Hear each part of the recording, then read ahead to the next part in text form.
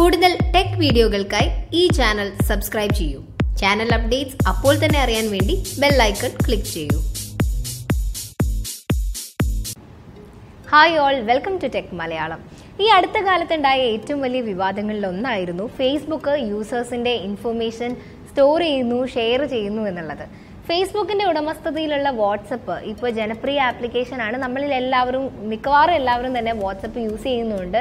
Instant messaging ആപ്ലിക്കേഷനാണ്. ഇതേപോലെ WhatsApp നമ്മുടെ ഇൻഫർമേഷൻസ് സ്റ്റോർ ചെയ്ത് വെക്കുന്നുണ്ടോ എന്നുള്ളത് പൊതുവായിട്ട് നമ്മുടെ എല്ലാവരുടെയും മനസ്സിലേക്ക് വരുന്ന ഒരു സംശയമാണ്. ഇപ്പോൾ യൂറോപ്യൻ യൂണിയൻ ഒരു പുതിയ നിയമം GDPR, general data protection regulation എന്ന് പറയുന്ന ഒരു നിയമം പാസ്സാക്കി.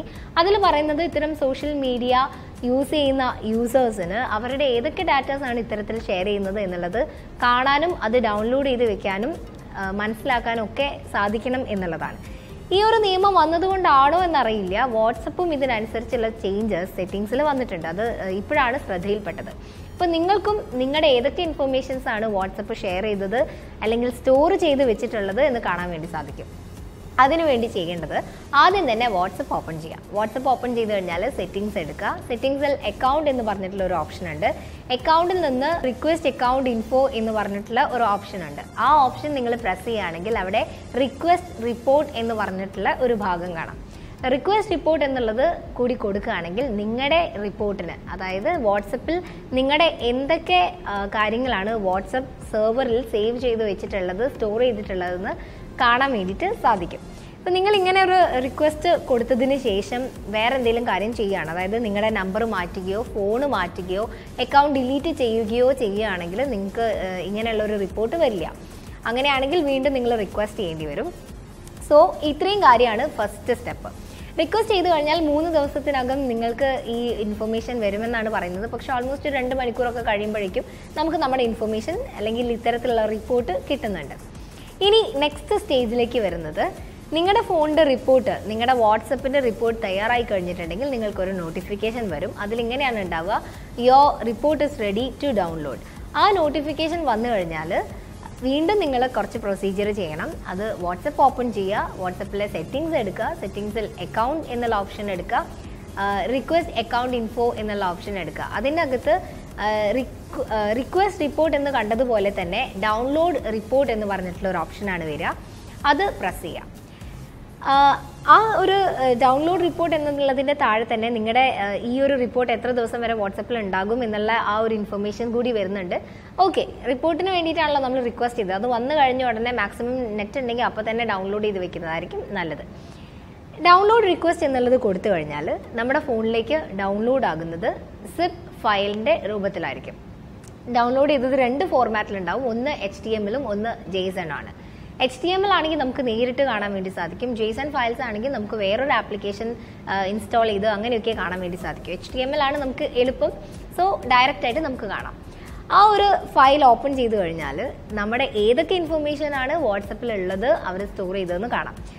നമ്മൾ എടുത്തപ്പം എൻ്റെ അക്കൗണ്ടിൽ കാണാൻ വേണ്ടി സാധിച്ചത് പ്രൊഫൈൽ പിക്ക് ഏതാണ്, പ്രീവിയസ് IP അഡ്രസ്സ് കണ്ടു, ഏത് ഡിവൈസിലാണ് യൂസ് ചെയ്യുന്നത്, ഡിവൈസിൻ്റെ മാനുഫാക്ചറർ ആരാണ്, അതുപോലെ ഏതൊക്കെ കോണ്ടാക്ട്സ് ആയിട്ട് കണക്ഷൻ ഉണ്ട്, എല്ലാ കോണ്ടാക്ട്സ് ഡീറ്റെയിൽസും വന്നു, ഏതൊക്കെ ഗ്രൂപ്പിലുണ്ട് എന്നുള്ള ഡീറ്റെയിൽസ് വന്നു, അതുപോലെ തന്നെ ഏതൊക്കെ അക്കൗണ്ട്സ് ആണ്, ഏതൊക്കെ ആൾക്കാരെ കോണ്ടാക്ട്സിനെയാണ് ബ്ലോക്ക് ചെയ്തത് എന്നുള്ള കാര്യങ്ങളൊക്കെ വന്നിട്ടുണ്ട്.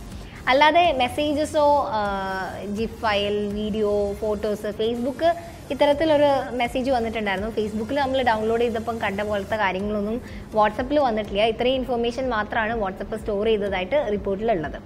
സോ അതാണ് ഏകയുള്ള ആശ്വാസം. അപ്പം നിങ്ങളും എന്തൊക്കെ ഇൻഫർമേഷൻസ് ആണ് നിങ്ങളുടേത് ഇതുപോലെ കിട്ടുക എന്നുള്ളത് റിക്വസ്റ്റ് റിപ്പോർട്ട് അതുപോലെ ഡൗൺലോഡ് റിപ്പോർട്ട് ഈ 2 രീതിയിൽ നോക്കിയിട്ടുണ്ടെങ്കിൽ നിങ്ങൾക്ക് കാണാൻ വേണ്ടി സാധിക്കും. വേറൊരു കാര്യം പറയാനുള്ളത്, വാട്സപ്പിൻ്റെ പ്രൈവസി പോളിസിയിൽ ചില കാര്യങ്ങൾ പറയുന്നുണ്ട്. അവർ പറയുന്നത് ഞങ്ങൾ നിങ്ങളുടെ പേഴ്സണൽ ഇൻഫർമേഷൻസ് ഒന്നും തന്നെ സെർവറിൽ സ്റ്റോർ ചെയ്ത് വെക്കുന്നില്ല. അതുപോലെ അൺഡെലിവേർഡ് ആയിട്ടുള്ള മെസ്സേജസ് ഉണ്ടെങ്കിൽ 30 ദിവസം വരെയാണ് ഞങ്ങൾ സെർവറിൽ വെക്കുക. അത് കഴിഞ്ഞിട്ടുണ്ടെങ്കിൽ സെർവറിൽ നിന്ന് ഡിലീറ്റ് ചെയ്യും. അങ്ങനെയൊക്കെ പറയുന്നുണ്ട്. പേഴ്സണൽ ഇൻഫർമേഷൻ ഒന്നും സ്റ്റോർ ചെയ്ത് വെക്കുന്നില്ല എന്ന് വാട്സപ്പ് പറയുന്നുണ്ടെങ്കിൽ പോലും അതിൽ ഇങ്ങനെ ഒരു ക്ലോസും കൂടി കൊടുത്തിട്ടുണ്ട്. ഹാക്ക് ചെയ്യപ്പെടുകയോ അങ്ങനെ എന്തെങ്കിലും വരികയാണെങ്കിൽ അറ്റ് യുവർ റിസ്ക് ആണ്. അപ്പം നിങ്ങൾ ഇത്തരം സോഷ്യൽ മീഡിയ സൈറ്റ്സ്, ആപ്ലിക്കേഷൻസ് ഒക്കെ കാര്യമായിട്ട് യൂസ് ചെയ്യുന്ന ആൾക്കാരാണെങ്കിൽ നമ്മൾ യൂസ് ചെയ്യുന്ന ആപ്ലിക്കേഷനിലൂടെ അല്ലെങ്കിൽ നമ്മൾ യൂസ് ചെയ്യുന്ന ഒരു ചാറ്റിലൂടെ എന്തൊക്കെയാണ് ഷെയർ ചെയ്യുന്നത് എന്നുള്ളതിൽ വളരെയധികം ശ്രദ്ധ പുലർത്തുന്നത് നല്ലതായിരിക്കും. കാരണം ഏതൊക്കെ ആപ്ലിക്കേഷൻസ് പറഞ്ഞിട്ടുണ്ടെങ്കിലും എത്ര സെക്യൂരിറ്റി അവകാശപ്പെട്ടിട്ടുണ്ടെങ്കിലും ഇങ്ങനെ എന്തെങ്കിലും കാര്യം ഫ്രോഡുലൻ്റ് ആയിട്ടുള്ള കാര്യമോ അല്ലെങ്കിൽ ഹാക്കർ ആരെങ്കിലും വരികയാണെങ്കിൽ ഇൻഫോർമേഷൻസ് ഏതൊക്കെയാണോ അതിലുള്ളത് അതിനനുസരിച്ചുള്ള തിരിച്ചടി യൂസേഴ്സിനുണ്ടാകും. സോ നിങ്ങളുടെ സൈറ്റ്സിലൂടെ ആപ്ലിക്കേഷൻസിലൂടെ കൈമാറുന്ന കമ്മ്യൂണിക്കേഷന് ആ കണ്ടന്റിന് വേണ്ടത്ര പ്രാധാന്യം കൊടുക്കുക. അതിന് അനാവശ്യമായിട്ടുള്ള കാര്യങ്ങൾ മാക്സിമം വാട്സപ്പ് പോലെയുള്ള ആപ്ലിക്കേഷൻസിൽ യൂസ് ചെയ്യാതിരിക്കുക എന്നാണ് പറയാനുള്ളത്. അപ്പം ഇതിപ്പോൾ ഈ ഇൻഫർമേഷൻ ആദ്യമായിട്ടാണ് കേൾക്കുന്നതെങ്കിൽ തീർച്ചയായിട്ടും ചെയ്തു നോക്കുക. നിങ്ങളുടെ വേറെ എന്തെങ്കിലും കാര്യങ്ങൾ നഷ്ടപ്പെട്ടു പോയിട്ടുണ്ടോ എന്നുള്ളത് കാണാൻ വേണ്ടി സാധിക്കും.